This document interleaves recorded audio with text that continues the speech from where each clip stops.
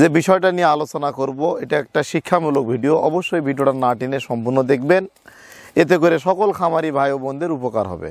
আমরা পানি দিয়ে রাখি, যখন যেভাবে ইচ্ছা খাওয়ার দরকার হয় তারা কিন্তু খায়। তো গরুগুলো বিসমিল্লাহির রহমানির রহিম। সুপ্রিয় দর্শক মণ্ডলী, আসসালামু আলাইকুম। আশা করতেছি আপনারা ভালো আছেন, সুস্থ আছেন। বরাবরের ন্যায় আমিও ভালো আছি। নতুন একটা প্রতিবেদন নিয়ে হাজির হলাম আপনাদের সামনে। দর্শক মণ্ডলী, আজকে আপনাদের মাঝে যে বিষয়টা নিয়ে আলোচনা করব এটা একটা শিক্ষামূলক ভিডিও। অবশ্যই ভিডিওটা না টেনে সম্পূর্ণ দেখবেন, এতে করে সকল খামারি ভাই ও বোনদের উপকার হবে। দর্শক মণ্ডলী, আপনারা দেখতে পাচ্ছেন এই যে জায়গাটাতে আমরা গরুগুলা ছেড়ে ফেলতেছি। আসলে বাছুর গরু কিভাবে লালন পালন করলে ভালো গ্রোথ আসে সেটা আজকের ভিডিওতে আলোচনা করব। বাছুর গরু লালন পালন পদ্ধতি এবং বর্তমান যে শীতকাল, শীতের মৌসুম, বাংলাদেশ 6টি ঋতুর দেশ। তো শীত, গ্রীষ্ম, হেমন্ত, বসন্ত সব মিলে আর কি 6 ঋতুর দেশ আমাদের সোনার বাংলাদেশ। তো শীত যাবে, গরম আসবে, বর্ষাকাল আসবে, সব কিছু নিয়েই কিন্তু আমাদের জীবন। তো দর্শক মণ্ডলী দেখুন আপনারা, এই যে আমরা এখানে কি করছি, এই যে এটা অল্প খরচে এটা কিন্তু আমরা বাঁশ দিয়ে আপাতত করেছি। এই জায়গাটা নতুন করে ভরাট করলাম, এটা বাঁশ দিয়ে আমরা করেছি। এটা বাউন্ডারি, চতুর্দিক দিয়ে এরকম করে 3টা করে বাঁশ দিয়েছি এবং পাইপ দিয়েছি, বাঁশের খুঁটি আমরা দিয়েছি এখানে।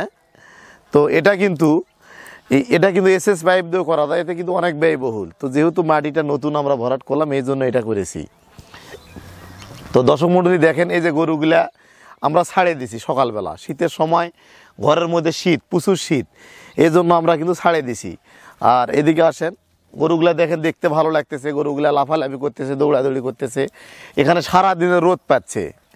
এবং এই পাত্র আমরা এখানে 6টা পাত্র দিয়েছি, 20টা গরুর জন্য 6টা পাত্র। এখানে আমরা 5টা পাত্রে আমরা পর্যাপ্ত পরিমাণ ঘাস দেই, সারাদিন প্রচুর পরিমাণ ঘাস দেই।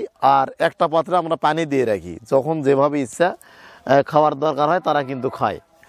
তো গরুগুলা সবচেয়ে একটা ভালো যে সুবিধা সেটা হচ্ছে গরুগুলা আরাম পাচ্ছে আর কি, আরাম পাচ্ছে। তারা যখন পানি খাওয়ার ইচ্ছা হচ্ছে আসে এখানে পানি খাচ্ছে। এবং আমাদের খামারের শেডটা কিন্তু ফ্লোরটা হচ্ছে পাকা জায়গায় গরু সব সময় থাকলে কিন্তু সমস্যা হয়ে যায়, বিভিন্ন রোগ ব্যাধি হয়, পায়ের গিরা ফুলে যায়, বিভিন্ন সমস্যা হয়। আর এখানে কিন্তু মাটি আমরা দিয়েছি, এই মাটিতে এই গরুগুলো এখানেই আছে, দেখেন পানি খাওয়ার জন্য ছুটাছুটি করতেছে। এই হচ্ছে বিষয়। তো দর্শক মণ্ডলী, বকনা এবং ষাঁড় অর্থাৎ বাছুর গরুগুলা 1 মাস থেকে শুরু করে 16-18 মাস বয়স পর্যন্ত এই বাছুর গরুগুলা যদি এরকম ছেড়ে পালা যায়, সারাদিন বাইরে রাখলাম, রাত্রেবেলা আমরা শেডের মধ্যে নিলাম, এতে করে কি হয়, গরুগুলা দৌড়াদৌড়ি করে, লাফালাফি করে, শরীরে একটা ব্যায়াম হয়।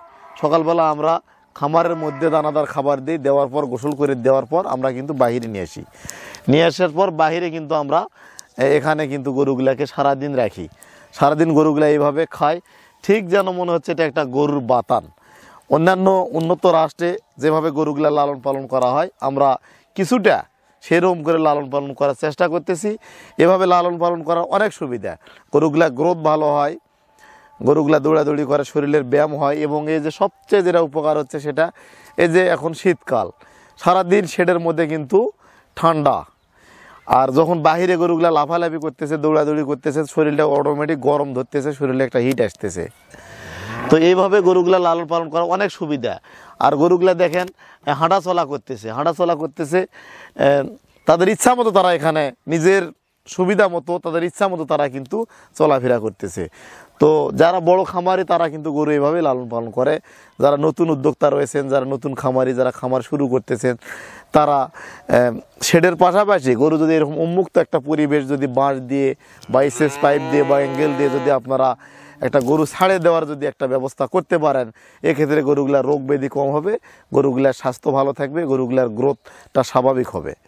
তো একটা গরু খামার ম্যানেজমেন্ট কিছু বিষয় থাকে, এই বিষয়গুলা আপনারা যদি লক্ষ্য রাখেন, এই বিষয়গুলা যদি আপনারা ম্যানেজমেন্ট যদি আপনারা ঠিকমতো করতে পারেন, তবে আপনারা সফল খামারি হতে পারবেন।